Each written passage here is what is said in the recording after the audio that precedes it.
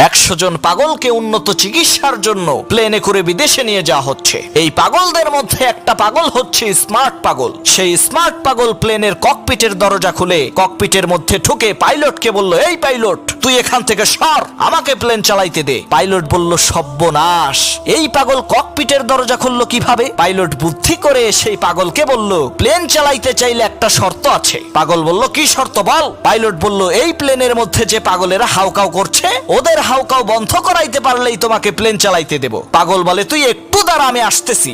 2 minute পর পাগল আবার ককপিটের মধ্যে ঢুকে বলল, এই পাইলট, সব পাগলরে চুপ করাইছি, এখন প্লেন চালাইতে দে। পাইলট খেয়াল করে দেখে কথা তো সত্য। পাইলট অবাক হয়ে সেই পাগলকে জিজ্ঞেস করলো, কিভাবে তুমি এই পাগলের কিচিরমিচির বন্ধ করালে? সেই স্মার্ট পাগল বলল, আমি প্লেনের দরজা খুইলা দিয়া কইছি, বাইরে বিশাল বড় মাঠ, তোরা কে কে খেলতে যাবি, যা।